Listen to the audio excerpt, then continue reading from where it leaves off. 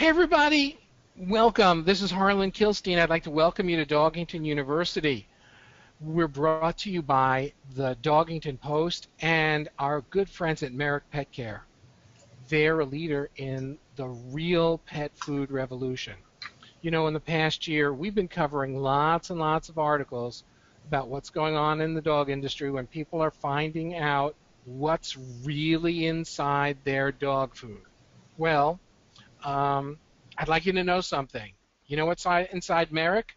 Real food. That's right, real high-quality food.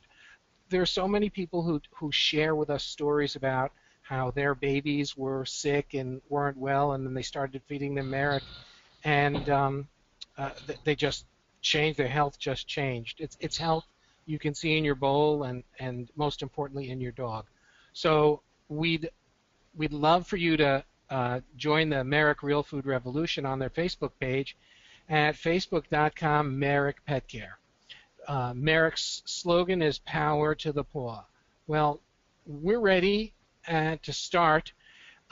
You can get all kinds of Merrick Pet Cares, dry, wet. My dog Kalba likes the wet in the cans, the individual portions, and you can get them nationally at Petco and other stores. We happen to get ours at Whole Food.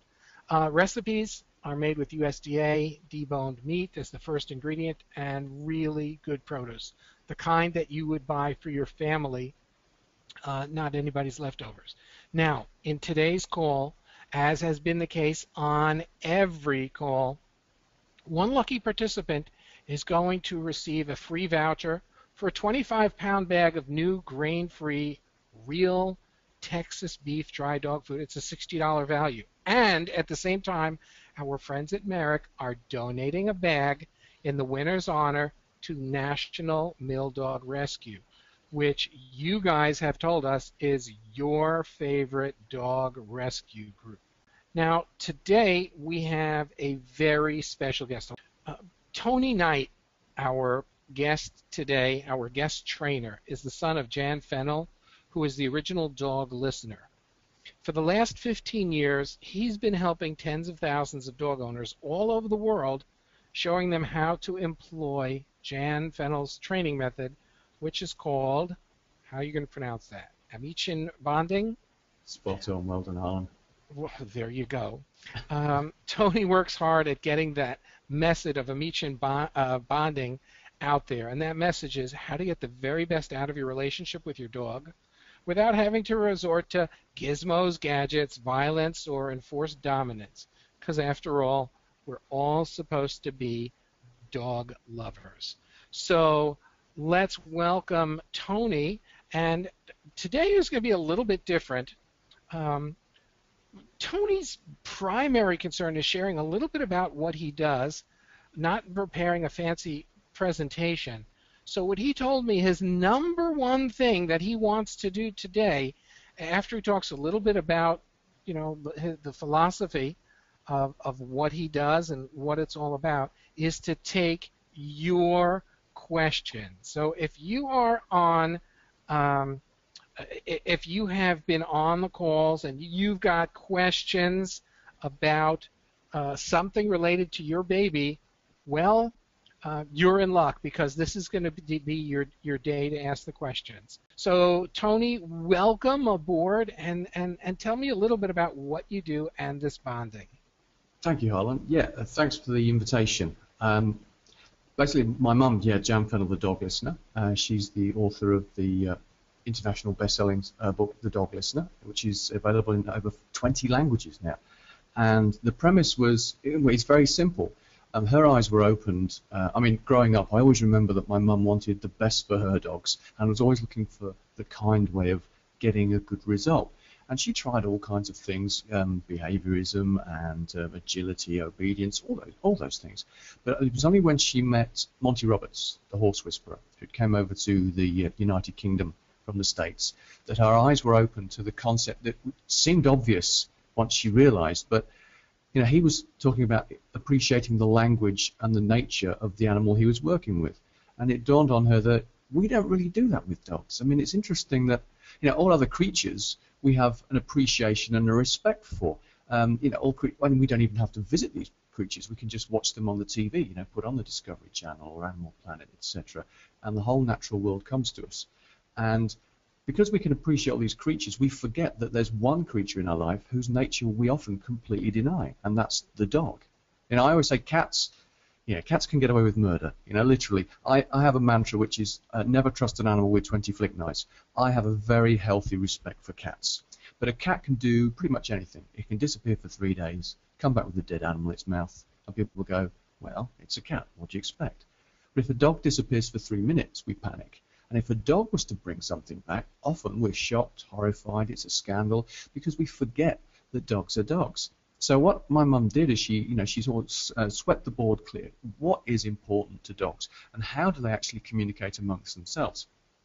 I went to the library and thought there must be somebody somewhere that's got this, and did a lot of studying and realised, no, there's still this gap of communication. What do dogs actually want, and how do they show that amongst themselves? So she started studying her own dogs, and also in conjunction with that, started to find documentaries and films about other canines, wolves and coyotes and dingoes, and saw huge similarities. And from that premise, basically formed Amichien Bonding. And all Amichien Bonding is, Ami is the French for friend, and chien is the French for dog. So it's about understanding another language.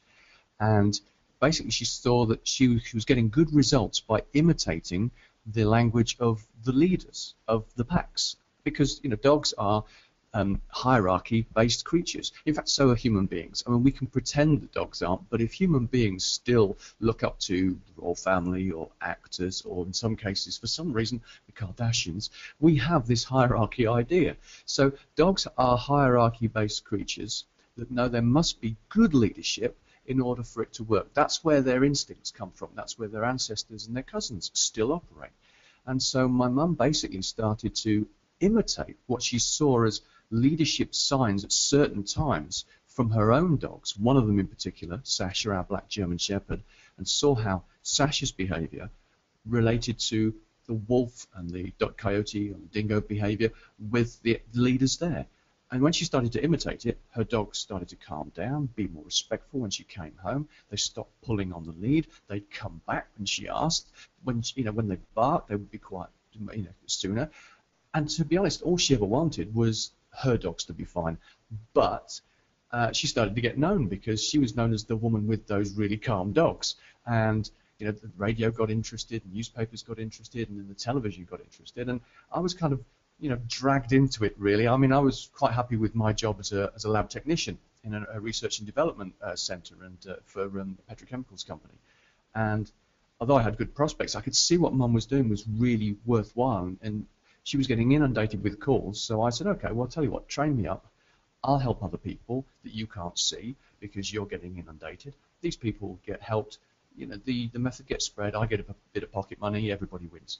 And I honestly thought that the influx would stop, but it didn't. It grew and grew because this method works really well because it appreciates dogs for what they are. And as I've said, one thing we need to know about dogs is they believe in a hierarchy. And the other thing is they're completely loyal to that pack. They will do whatever they think they've got to do.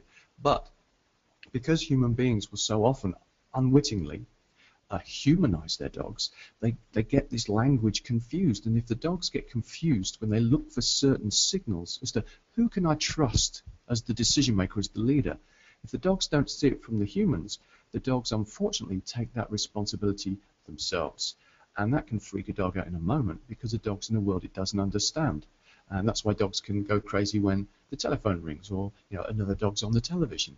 Have you ever seen that where a dog's on the TV and the dog in the room will go around the back of the TV to see where the dog is because it doesn't realize it's not a dog actually in the house. So what we have to do is show the dogs when it counts, when they ask questions, that they can trust us. And it's like electing us as the leaders. And we have to prove ourselves. And that's what my mum was able to do, create a system where actually we can give the answers often before the dogs ask the questions. So when the dogs do need to know who can they trust, the humans step up to that role. And when the dogs see that, they relax. And once they've relaxed, then their true personality comes out, and then people can really start to get that relationship with dogs that they all deserve. So that's the basis of Amichien Bonding. But Harlem, as you quite rightly said, I thought it'd be much more useful if we take people's questions. So, people might have an issue with their dog, that may be one that I've already mentioned, and they'd like an answer to that, a reason why, and what they can do about it. So if you'd like to hand that over to everybody, I'm more than happy to. Are there any areas that you don't think would be useful? In other words, let's say a medical question. Just checking first before we. Yeah, medical questions. I'm not a veterinary, so if it's a behaviour question, I'm your man. I can definitely help there. Okay, so I'm going to open up the questions, and for those of you who have asked in the past, go ahead and type in your questions. I'll read those questions to you, and I'll read those questions to Tony. So go ahead and type them in now. If you're new to us and you've never done this before, over on the right-hand side, there's a box where you can type it in. So here they go. They're questions coming right in. I just adopted a new rescue Springer Spaniel, and I'm having some difficulty with recall. Do you have any suggestions? Yes, I do. Yeah. And as an owner, as you can see from the photo, an owner of an English Springer Spaniel, well, I've got two actually. That's my little Prue there. And yeah, she's lovely. But English Springer Spaniels and rescues, the fact that it's a rescue dog doesn't mean there's anything wrong with it. People have this, sometimes they will tar rescues with a negative brush that there must be something wrong. When really all that's happened is a rescue dog, 9 times out of 10, has been let down by somebody else. So you've got a dog at home now, because this dog is in your house, your English Springer is going, right, where do I fit in this pack? And recall problems, or as I like to call it, selective hearing, occurs if the dog's not sure of who the decision maker is. And some people will say, well, my dog never comes back to me. And I'll be in the home with them doing a consultation. The dog's in the corner. I'll say, well, this dog over here. Well, obviously it does. They say, yeah, but you know what I mean. I have to scream at it for a while. And the dog will come back, but not thinking, oh, I hear the dulcet tones of my master's voice. They go, well, I can't leave the kids for 5 minutes. What's wrong with them? And then they go back to the owners, and some owners, they're upset to actually tell their dogs off or smack their dogs, and then wonder why the dogs don't come back afterwards. They're not daft. But recall problems happen because if the dog thinks it's the decision maker and it sees something out there in the big wide world and it's going to go after it, which is what some people will do, they think, oh, I've got to get my dog out under control. They will then run after the dog to try and get it. This is a pack animal that's made a decision. And what some dogs will do is they will look back to see where the pack is. And if they see that pack following it, albeit slowly and noisily, they think, well, I made the right decision, obviously. I'm going to keep going. So we're not going to do that. What we can do here, first of all, is get the right information somewhere where you feel happy and in control. Now, the way to do that is you can start in the house or even in the garden. Make sure you've got recall, calling your dog to you, 100%. It doesn't matter what words you use either. You could say heel or squeal, beel, feel, hat stand, cucumber, underfelt. It doesn't matter. Just the sound. I did a job in Munich for a couple that had a Great Dane. The husband was Italian, wife was German. I speak French and a bit of Spanish. And we said, come here to that dog in English, French, Spanish, German, and Italian. And it was a Great Dane, but I didn't think, wow, 6 languages, how multilingual. It's just the sound. So use whatever sound. It could be the dog's name. Now, the rules of the game are very simple. If I call a dog to me and it comes to me, great, that's what I wanted. So it'll get a fuss or a treat or a pat or some good words. Well done, thank you very much. Just a general positive experience. If I call the dog and it doesn't come to me, well, it gets nothing. But similarly, if I don't call the dog but it comes to me, it gets nothing because it's got to be on my terms and not the dog's. Now, if you feel happy and in control doing that, off the lead in your house and you get that result you want, then take it another step further away where again you feel happy and in control. For example, your garden. If you feel happy and in control at that point, then go even further. But get that foundation working first. Make sure you feel confident about this. So to do that, that's your first thing. Be positive. Secondly, we need to give the dog a consequence of not coming back. And this is where we actually play on the fact that their instincts are still that of a pack animal.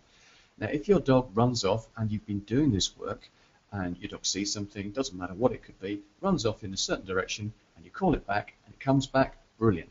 If it doesn't, and it's running off in one direction, hard though it is, you've got to turn and walk away in the other direction, because you're giving the dog a choice here, and this is a clear choice. You know, Amichien Bonding is about no force, it's about choice. And the choice you're giving the dog here is come with the pack, or you're on your own. Now, this is not no idle threat, because in the wild, for example, a wolf that's on its own, its life is 10 times harder than a wolf that's in a pack, because you need survival in numbers, you need to be able to bring down prey, be protected from other problems, so it's not an idle threat. What you're looking for, and what happens, is a dog will go off running in one direction and then look to see where the rest of the pack is, at which point it realizes it's being abandoned. Now, when the dog comes back, and we say, call once, then leave. Don't insist, don't keep shouting and screaming, because that's not the right signal. We're going to be calm and confident. So call once, walk in the other direction. If you have to do that, and then your dog comes back, first of all, don't say anything. Don't tell your dog off, but don't praise it either. Some people say you should praise your dog whenever it comes back. Well, how does it know the difference between coming back when you say and when it feels like it? Its reward is enough that it's back with the pack. Your attitude is, what time do you call this? Now, without a word, if you can, pop your leash back on your dog, and then you've got the control back. But here's the great thing about this call once, then leave. You can do that not only in your garden, because there are some dogs that won't come in when they're called from being out in the garden, but in some cases I've done this with dogs in the house. I've called a dog to me, and it's looked at me as if to go, yeah, right, I'm not coming to you. So I've just shut the door between me and the dog, and so I'm in one room with the family, and the dog's on its own. And you only have to do that a few times before you open that door, and the dog's straight back in, because it would rather be with the pack. So the key here is take it one step at a time. Practice somewhere where you feel if the dog doesn't come to you, so what, because you're not going to think you're in danger. And once you feel confident there, then you're ready for the next step. So recall to make it positive, and call once, then leave to give them a consequence if they don't. How's that? Okay. Does that make sense? Our next question. This is from Beth. How can you communicate to a dog you are the leader and he does not need to protect you? My dog is a well, that's fear. exactly what this process is all about, Beth. Amichien Bonding is about showing the dog in the important times for it that it can trust you. And unfortunately, we haven't got all the time to be able to go through all of them. But as you can see on your screen, Jan Fennell's book, The Dog Listener, can be found there. So even in your local library, I'm sure there's a copy there.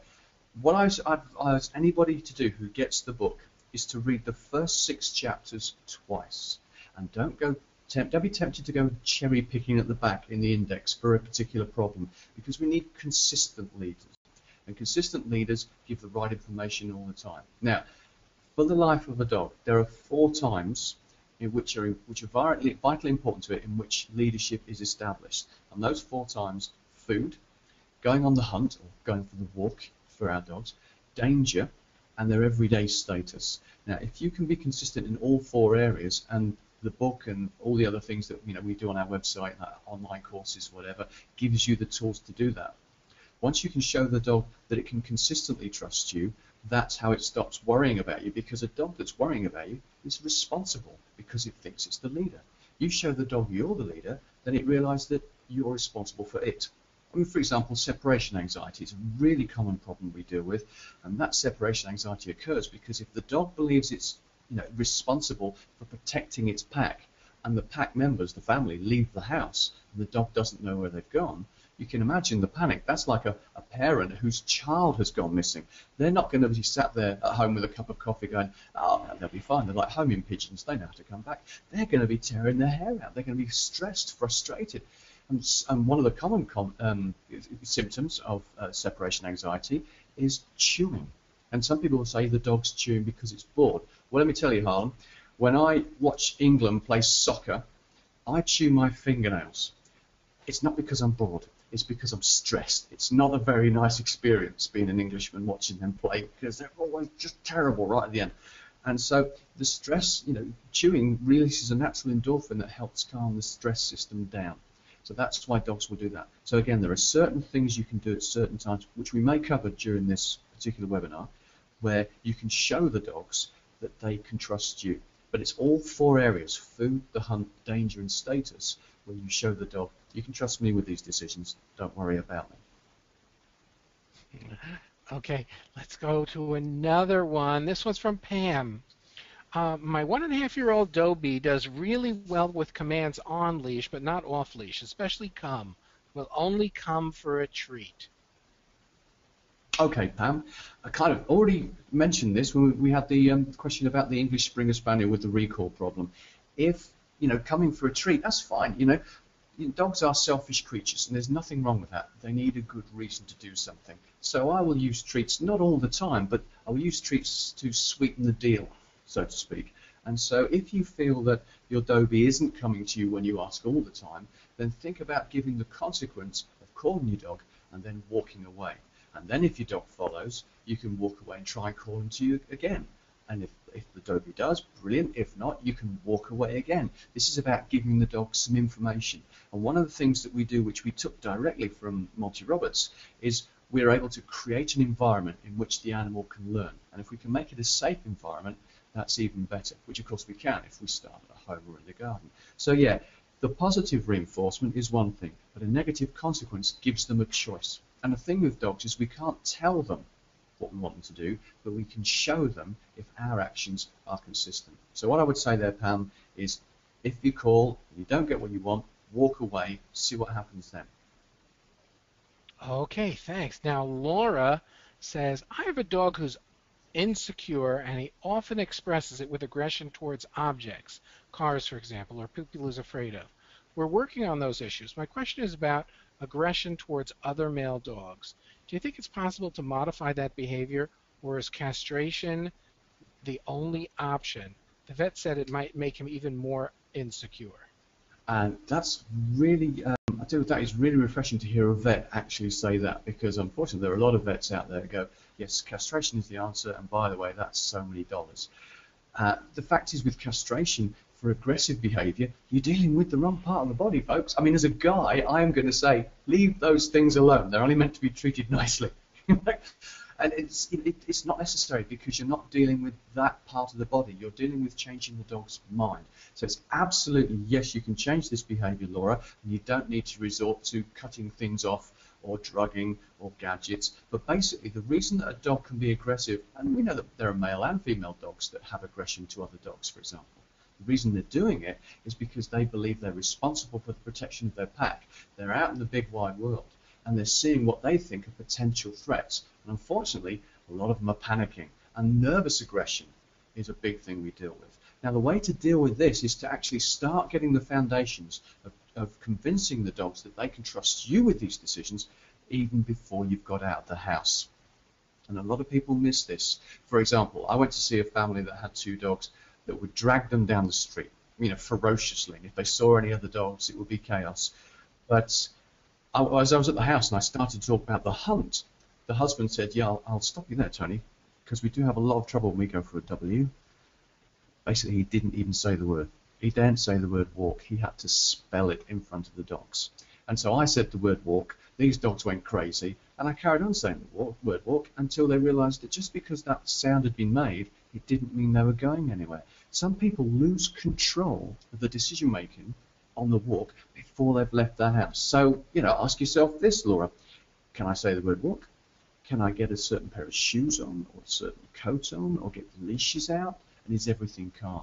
Now, if the answer to any of those is no, that's the first bit you've got to start practicing before you even get out of the house. It's like learning to drive a car. You've got to have lessons, and you've got to start somewhere quiet with no distractions so you can get used to the controls before you head out there. And if you've got a house and a garden, then you've got an environment where you can start to get this information sooner rather than later, and in complete safety. So yeah, the thing here, Harlan, is so many people do not have control of the dogs out on the walk because they're out there with the dog thinking that it's in charge. It sees another dog, or it sees another person, or a car, or a motorbike, doesn't matter what. If the dog's the decision maker, it can start to panic, and that's where the aggression comes out. So the key to solving this is to show the dog, you're not the decision maker. You can trust me. And if you get to a stage where you feel fine with this, and yet your dog still sees another dog and starts to get aggressive, Don't try and talk to it. Don't try to get it to sit down. Don't try and give it a treat, because in a state of panic, it's not going to listen to you. What you need to do is get that dog calmed down. So if you can, without a word, get further away from the problem. Walk away from it if possible.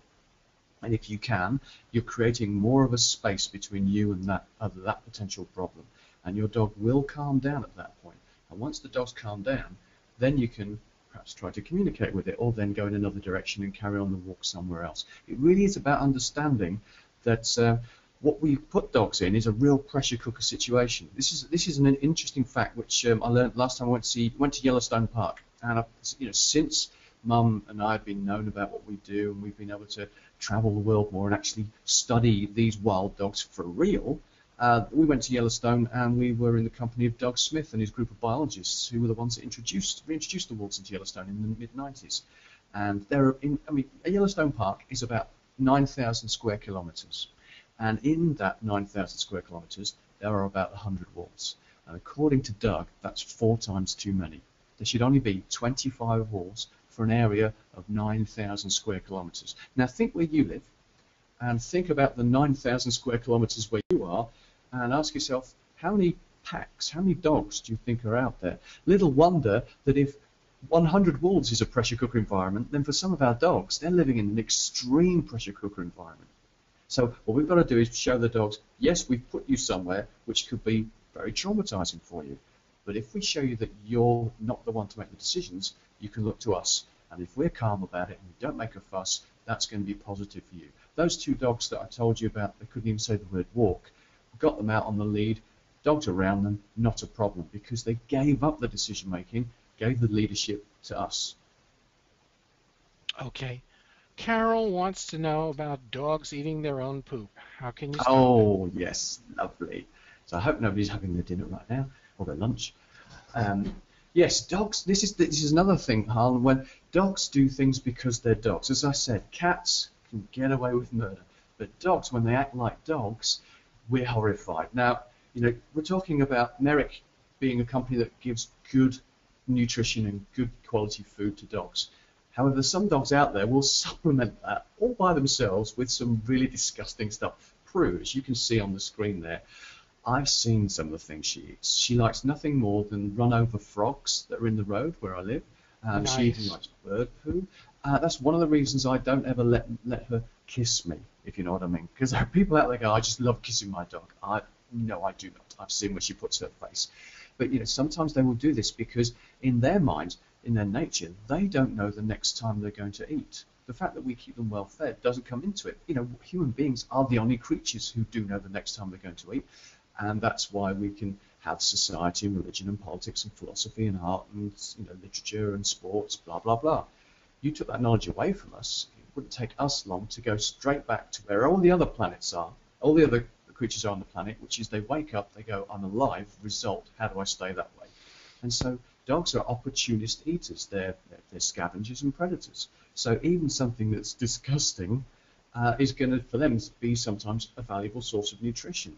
So if you don't want your dog to be eating it, then first of all, if it's while you're out on the walk and there's loads of it around, keep your dog on a leash, because that's a lot easier than going around with a lot of bags. And if it's your dog's own poo, then try and have it cleared up. Or there are some other things that people say which are very interesting, like if you put pineapple in the dog's food, or I've heard courgettes, what do you call those? Zucchini, and or brewer's yeast. That when it comes out the other end, it's coated in something which the dog finds unappetizing. I want to know who found that out and how. That's a weird one. But also, I love the idea that the dog goes up to a piece of poo and goes, oh, that looks nice. Oh, it tastes of pineapple. That's disgusting. But I promise you, this is the strangest thing I ever heard. I mentioned this to a lady who said her dog was eating poo. And she said, I said pineapple. And she said, no, that doesn't work. I put pineapple on the poo. The dog still eats it. That's the wrong end, love. You're damn right the wrong. I have horrible visions of her placing it. Oh, dear. And so, yeah, basically, Carol, dogs will do things because they're dogs. Now, we have to respect that and manage it if we don't like the idea. Okay? Hopefully, yeah, somebody else is there. I can't hear you, Harlan.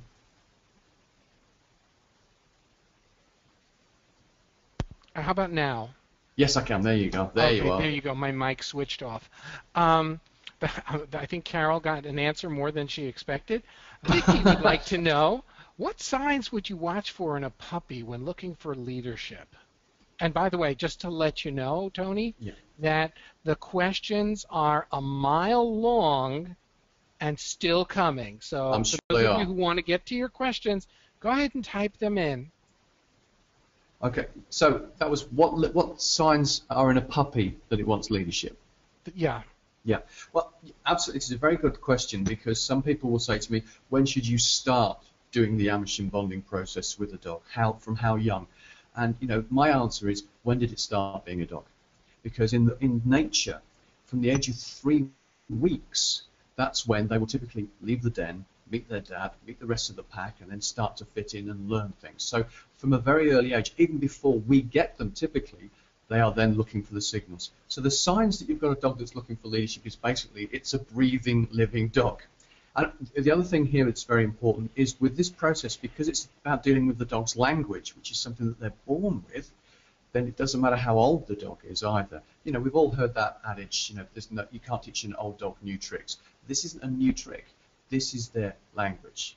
I'll give you an example. If I'm in France right now, but if I'm, say, in Paris, and I'm a little bit lost, and I need to get to the North Station, and I see a 95-year-old Frenchman, I'm not going to go, excuse me, sir, where's the North Station? Because that's not his language. I would have to say, s'il vous plaît, monsieur, c'est où la gare du Nord? And then I'll start to get a conversation, because that's what he understands.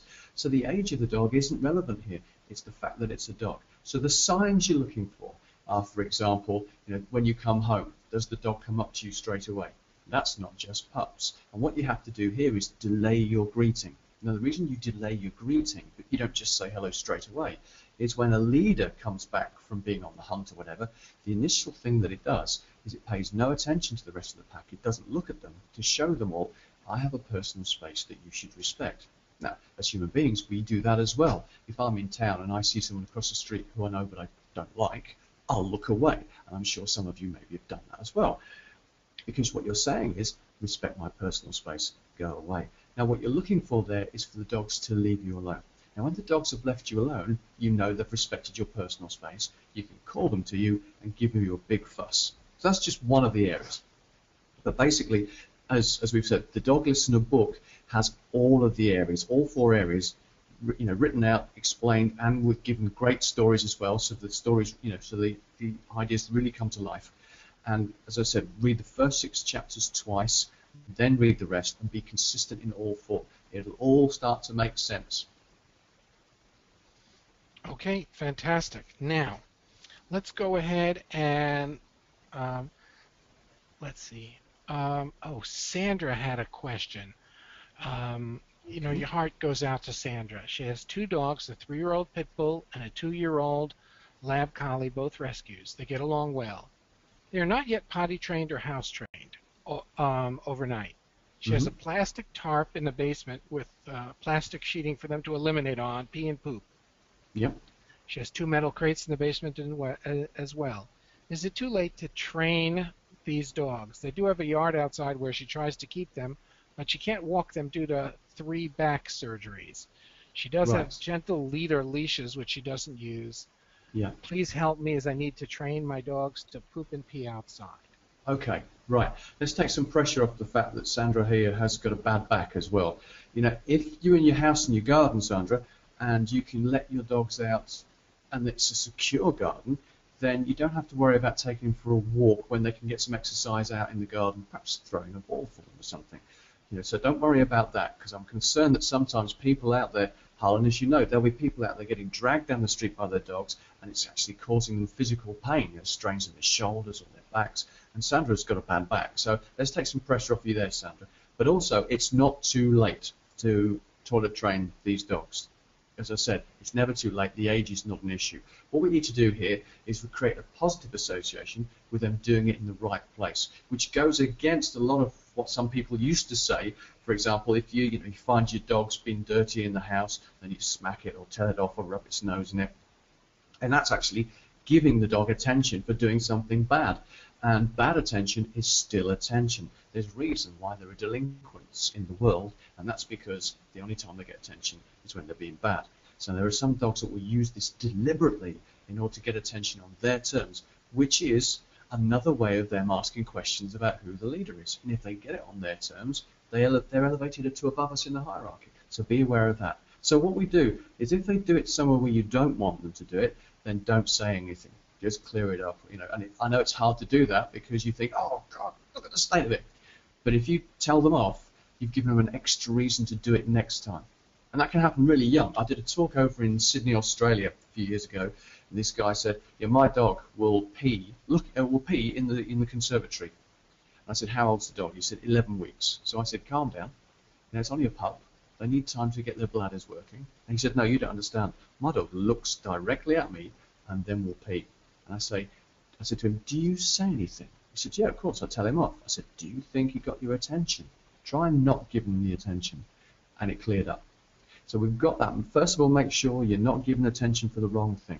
And second of all, and it takes a bit of patience, but if you're out in the garden with them, and we are finally in the Northern Hemisphere getting some good weather, so you can actually get out without freezing yourself to death, is to get out there. And if one of your dogs actually goes to the toilet outside, then give it some gentle praise, good dog, and then maybe call it to you and give it a treat.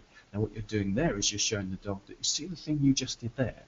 That's a good thing, and you get something positive for it. You get a reward for it. Now, because dogs are eager to please, they want to do the right thing if they've been given a good reason to. So think about gentle praise and a little bit of positive reinforcement if they do it in the right place, but don't make a fuss if they do it in the wrong. And you've mentioned that you've got crates downstairs. If that's during the night, then my dogs sleep in a crate and they're perfectly fine. People have this idea that a crate has bars and therefore it's a prison. But if you put a cover over that, dogs will love to get in there a lot because it feels like a secure den for them. So that's not a problem there. And also, dogs are much less likely to pee in their immediate environment. So if you do that, and they can hold it as adult dogs can hold it as well as we can. So you don't have to worry about them peeing in their crates. But you've got the tarp down, so you've kind of got no stress on yourself in case they do get it wrong. Just practice those things, Sandra. And you say, for me, the most important thing is don't put pressure on your back. If you can have them outside off the leash, great, even better. If you have to have the gentle leaders because it makes your life a bit easier, then fair enough, I understand that. But let's try and make it so you can recover sooner rather than later. Okay. My dog only reacts aggressively towards staffs because he's been attacked by them several times for no reason. He was on lead sniffling things that did not even notice until they were a foot away from him and attacked him. Right. How do you control it if it's out of your control, if other people let their dog run up to yours or even let them attack it? Yeah, that's a very good point. And unfortunately, this is where the magic ends, because I can give you the tools you need in order to change your dog's mind. But I'm not Crocodile Dundee. I'm not Harry Potter. I might sound like him, but I haven't got the magic wand to help you to stop other people's dogs. The reason why, if we think about what I said earlier about the pressure cooker environment, other dogs may see you as a problem and they believe they're the decision makers. They're panicking and they're defending their pack, maybe by attacking you, which is what happens in the wild should, for example, wolf packs ever meet, if their paths ever cross, which isn't often because they can keep themselves apart. We don't have that luxury. So the fact is, if you know that there's a neighborhood that you're in where there's some dogs that are out of control, the smart thing to do, which is what wolves would do in the wild, for example, is stay away from that area because you can't control other people's dogs. So, and the thing is with staffies, understandable that your dog's going to be, alarmed when he sees those because he's been attacked by staffies. But remember, the staffies were dogs protecting their pack from the danger which was you. And you might think, well, I'm not a danger. My dog's not a danger. They don't know that. They've got the responsibility in a world they don't understand. They're panicking. We all we have places where dogs can get together in dog parks, and a lot of the time there's no hassle because they don't want to get into a fight because getting into a fight could be a problem. You could get injured, which could weaken you, or you could die. That's what happened in nature, which is why they keep themselves to themselves. But we stick them together, expecting them all to get on like one big happy family. And I don't know about your families, but there are members of mine that I don't particularly get on with really well. So the fact is I don't see them that often is not a problem. It's understanding that the reality is we put dogs together in a pressure cooker environment, and that could be a problem if the dogs believe they're the decision makers. And I can help people get control of their own dogs, but I can't help them to get control of other people's dogs. So it really is a case of weighing up that situation, and if you think it's a problem, get out of there. I've done that with my own dogs, and because I've done that, then I've been able to get out there and my dogs out there in one piece. Understand this, that when faced with a danger, and as I said, one of the 4 components of Amichien Bonding is danger, the first thing that they will do in wild, in fact all creatures in nature will do, is they will get away if they can. The first means of defense is flight. Get out as quick as possible. If you can, you will, because that's the first means of defense. It means you can put yourself into the path of least danger. Okay, terrific. By the way, guys, are you learning something today? Type in yes if you're learning something, or you go, Tony, or whatever, or this is horrible. What do you think? Oh, it's filled. Yes, yes, yes, exclamation points. Yes, yes, yes. Absolutely. I mean, the thing is, this is what you wonderful. just said about Love the staff puppy advice. It's Tony, horrible, but Tony, it's the truth. I'm reading your praises here. Wonderful, awesome info. Yay, Tony, thanks. Absolutely, Tony. Thank you for picking my question. Absolutely, Tony, you're the greatest. Shucks. Thanks, folks. Okay, I just want you to know that what you're doing is so appreciated. It's nice to be it's really good. Thank you for that. One of the things that has really been, one of the things that I've discovered, and you just really blows me away, is that dog parents don't have opportunities like this before. And I think that we're paving the way for something new where dog parents can talk kind of directly to experts and get questions, like the one that Carolina has here, which is a good one. I got myself way over my head when I rescued a Malamute mix and possible wolf hybrid, according to my vets. She was never socialized up until I had her, so she's horrified of unusual humans. I would love to bring her out to the market, but she's in such terror that she won't stop hiding and drag me around on the lead and cowering. Any tips on socializing fearful dogs? Yes, absolutely, Carolina. And the fact that you've got a Malamute stroke cross wolf, that'll be an impressive looking dog. But what we've got is you've still got a dog here that's probably making decisions, and in a world it doesn't understand and is panicking. And that's why this dog doesn't necessarily want to interact and socialize. The idea of socialization, as I've said, it's like we expect dogs to get on like one big happy family, when in fact that's not the case. They see each other as potential problems first. Problems that they don't want to have, get into a fight with, but just a little bit mistrustful. As we are sometimes as human beings with people we don't understand. You just watch the news, you know what I mean. And so what we need to do here, Carolina, is to show your dog that it can trust you with those decisions, and that starts at home, somewhere very, very safe. For example, what I would do with a dog that has a fear towards human beings, there's 2 things here. First of all, is I would have your dog in another room, first of all, on a leash, and invite people in. But when you invite them in, you want to tell them, I'm going to bring the dog in from a safe distance from you, because this is a big dog, and if she suddenly started to get upset, the possibility is you may not be able to handle it. So maybe the other side of a glass door or something. Think safety first.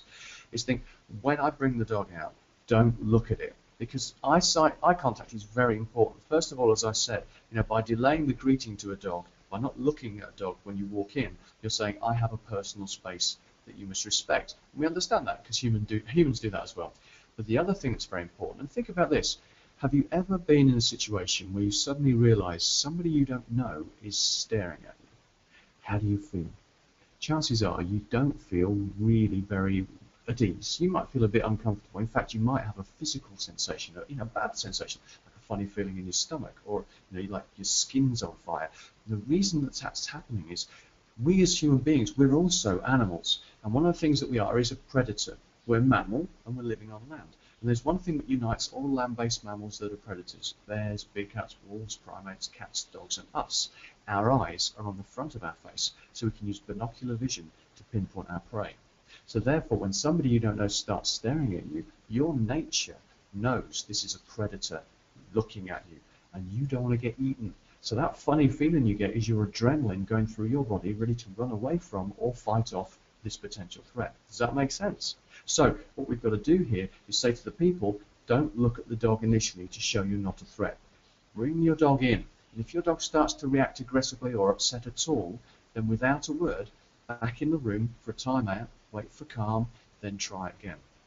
And if you can get to a stage in that secure environment where your dog starts to tolerate the presence of human beings, then you can build up to maybe taking your dog to the market. As I said, this is like learning to drive a car. You've got to, when you start learning to drive a car, it's a very good idea to go somewhere quiet with no distractions so you can get used to the controls. And that's exactly what you can do if you do this process. We've created an environment so you can show your dog safely that it can trust you. So hopefully that made sense to you, Caroline. You can definitely do this. It's never too late to get a dog, for want of a better word, socialized. Really what we're saying is get the dog to realize it's not its problem. If it looks to you as a leader and you haven't got a problem with it, the dog will go, well, if you haven't got a problem and I trust you, then I'm okay. All right. Pam said she has a rescue dog, a Shih Tzu, who she's had about 1.5 years. He's 4 years old. He seems to dislike men, snaps and snarls at them. Any ideas to help alleviate that? Thanks, Pam. Absolutely, Pam. And the answer I just gave will help you if you want to get your dog used to other people, especially men, and to ask the men not to look at the dog because, you know, a Shih Tzu is a smaller dog. So, you know, the height thing can be an issue here. And if people come in and they're stood up, they're way big, they're all the way up there, and the dog can feel intimidated. So that's one thing. The other thing here is some dogs, what they'll do is they'll growl or snarl at people when the people go up to the dog. Now, this is actually on a very serious note. This is why over 95% of dog bites occur, because people go up to dogs. You know, go back to the cat side. If somebody goes up to a cat and the cat scratches them, the cat's owner will go, yeah, you don't want to go up to that cat. And fair enough, you know, listen, can you help me stop the bleeding? But if a person goes up to a dog and the dog bites them, which is doing for the same reason as the cat, leave me alone, don't invade my personal space without permission, people say that's a bad dog. And sometimes it's killed, it's put to sleep. But it's the same thing. I did a course over in Brisbane, Australia, not so long ago, and one of the students was a nurse who works in the local accident and emergency hospital. And she said of all the dog bites that come in, here's an interesting fact, over 70% of the dog bites were committed by either Labradors or Golden Retrievers. Now, I'm not saying that those are bad dogs. I mean, first of all, it's a numbers game. You know, there's a lot more of those. They're popular. But how do people think about those breeds? They think, oh, they're dogs, they're perfect. We can give them a cuddle. And the amount of people that go up to these dogs, some dogs will tolerate it. Some dogs will let you do it. They're not happy about it. Some dogs will look at you with their eyes wide open, their ears back. Some dogs will growl at you. And the dogs that growl are giving you a warning. It's like, you know, my mum used to say to me when I was naughty, which wasn't often, honest, she used to say, I'm going to count to 3. At which point I'd wait till she got to th before I ran. So a growling dog is a dog giving you a warning, and it's usually because people are going up to the dog, invading its personal space without permission. So my rule of thumb is, if I want to fuss a dog, cuddle a dog, or pet a dog, or interact with it, I will call the dog to me. I will not go up to it, because I'm not invading its personal space, I'm allowing it into its personal space. So to go on from Carolina's question there, first of all, you have to make sure that the dog is comfortable in the presence of strangers by showing the strangers not to interact with the dog immediately. If the dog gets upset, it gets a timeout without a word. And then when you've got that stage and you feel the dog is ready, then you may ask the person to call the dog to them. And if the dog goes to them, they can maybe say hello or give it a treat or something. You know, start gently at first. But if the dog doesn't go up to them, that's a very clear there's a very clear bit of communication from the dog. The dog doesn't want to. It's not ready. So don't go forcing the issue. So hopefully that's given you a bit more information that you were thinking about there, Pam. But yeah, one step at a time.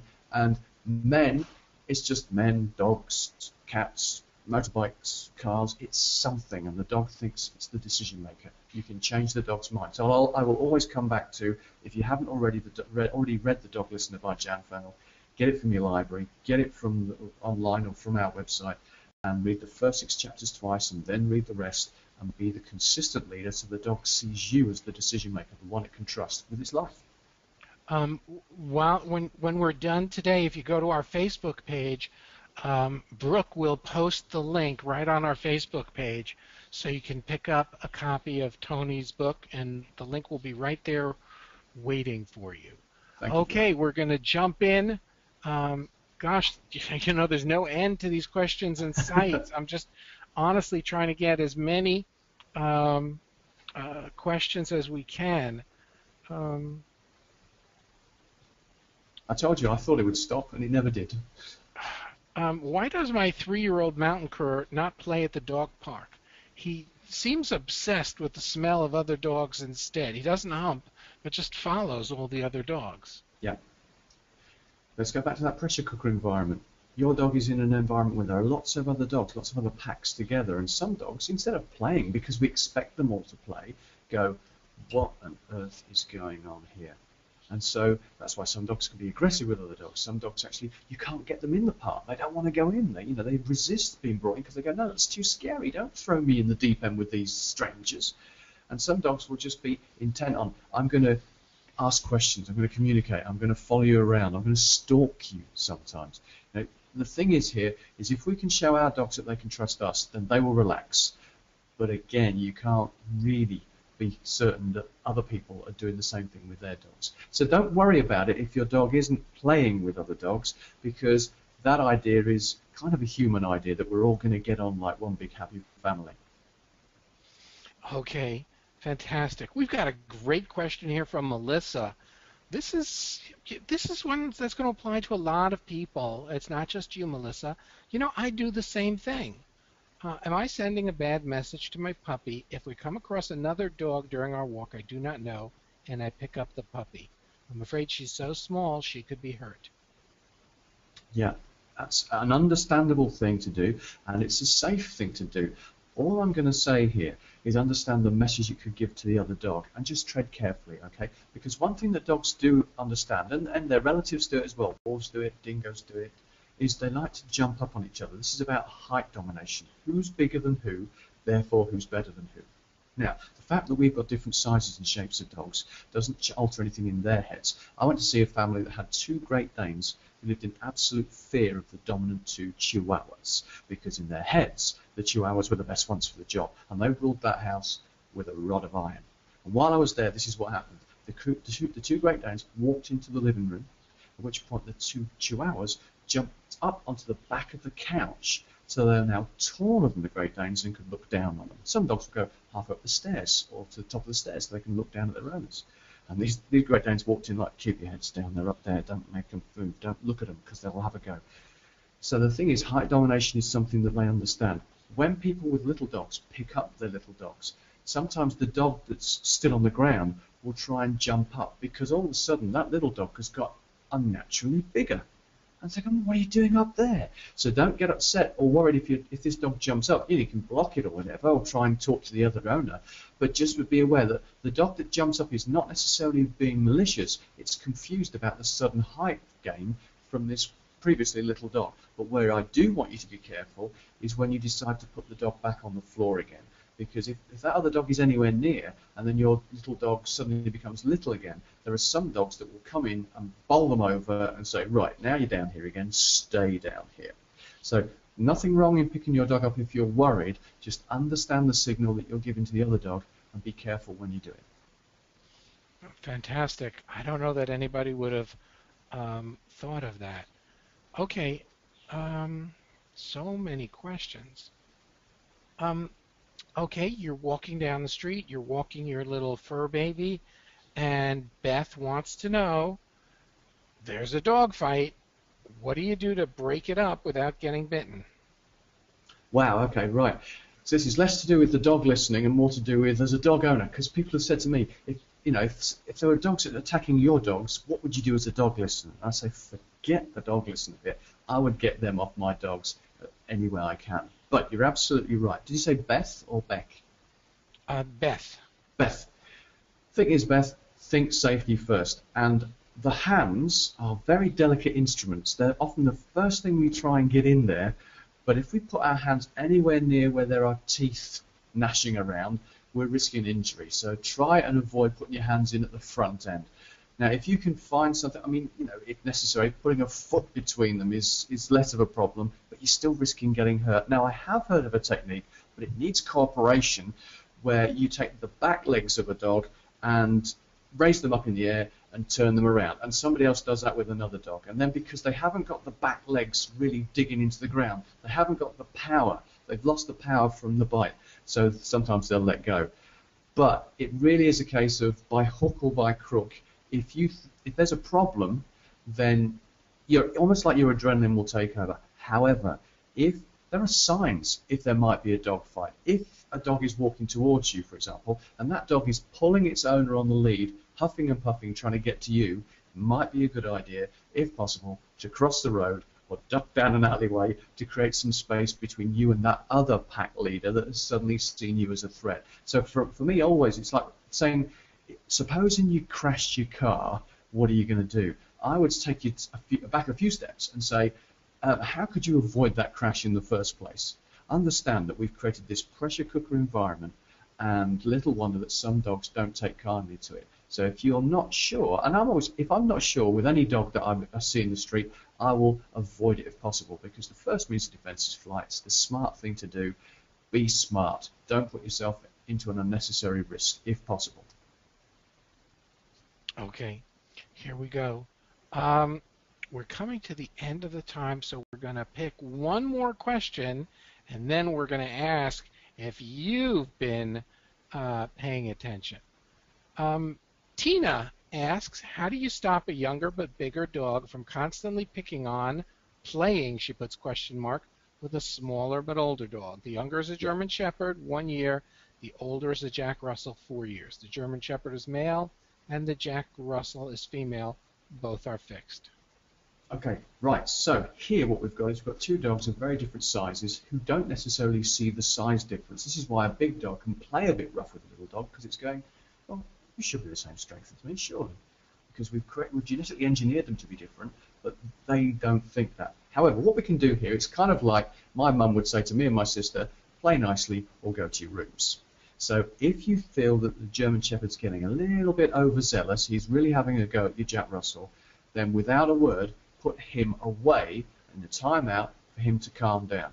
And when he's quiet, let him back out again. And if he does it again, repeat. And keep repeating until he gets the idea. He suddenly asks himself a question. He goes, what happens if I don't get overzealous? What happens if I don't get a bit overboard? And when he doesn't, he won't get put out. So this is the whole thing, Alan. We can't tell dogs what we want them to do, but we can show them if we're consistent in our actions. And that's the whole thing that dog listening is about. It's giving the owners the tools so they can then show their dog in a way that makes sense to the dog, that the dogs can trust them with their lives. And that's no small potatoes. That is a really big thing to do. And that's how what Mum has been able to revolutionise dog training, by putting the boot on the other foot and thinking, what can we do to show them they can trust us, and also establishing the rules. So to sum up there again, Tina, if it's over the top, time out. Okay. So, you know, I hate to end with this, but everybody's an expert. I said that to Brooke. I said, you know, we have an audience of experts, and Mimi just wants us to know that most of what you're talking about is out of date and an old-fashioned way to train dogs. This was not good. Well, so yeah, some people have this idea that, for example, for some role that dogs have moved on since we got them as wolves 40,000 years ago plus. Now the fact is they haven't. Human beings haven't moved on. We're still tribal, territorial creatures. If you support a football team, if you love your family, if you're proud of your country, you're a tribal, territorial animal. So the fact is, we haven't moved on. And so the idea that it's old-fashioned, yes, do you know what it is old-fashioned? Because canines have been communicating amongst themselves for 5 million years. So yeah, this isn't new, this is rediscovered. There was a joke that I never used to get when I was a kid, and I get it now. And the joke goes, what was the biggest island in the world before Australia was discovered? The answer is Australia. It was always there, we just hadn't discovered it. So yeah, it's not new, it's the oldest thing out there. All right. Well, thanks. We're now moving on to the part of the program where some lucky listener is going to win a voucher for a 25-pound bag of Merrick's new grain free reel Texas dry dog food. So, let me just see by anybody interested? Anybody interested? And by the way, you should know that there are lots of people who are saying this was wonderful. You gave a great presentation. This was wonderful. I don't agree that this was old. I appreciate your advice. Boo, I disagree. So, you know what? Everybody's entitled to their Absolutely, opinion. that's what it's all about. If I've given somebody something to think about, that's the point. There you go. All right, so this is a really tough question. Not really, but here we go. What's the name of Tony's method of training? First one to type it in wins. Ooh, Judy Barker, that was quick. Judy Barker, you are our winner. Judy, if you would please shoot an email to info@dogingtonpost.com, we will hook you up with Merrick, and Merrick will send you a voucher for your free bag of dog food for your baby. Congratulations, being Congratulations, Judy. speedy on the draw there. And remember that, Judy, in your honor, Merrick will also be donating a bag to National Mill Dog Rescue. So go Fantastic. ahead and connect with our friends on Facebook at facebook.com/Merrick Pet Care. Tony, I want to thank you for what was just an outstanding session. This is going to go down. Judy wants me to repeat the address: info@dogingtonpost.com. Info@dogingtonpost.com, Judy. And Tony, this was outstanding. I think that when all of these recordings are going to be made available, this is going to be one of the most popular because of so many questions you answered. It was an Fantastic. honor It's been to a have pleasure. you aboard. Thanks, Brooke, for setting this up. Yeah, And thanks, Brooke. guys, we'll see you. And when we continue with the Merrick Dogington Post University sessions coming up. Thanks, everybody. This was wonderful. So much thank you for joining us. Terrific. Bye, everyone.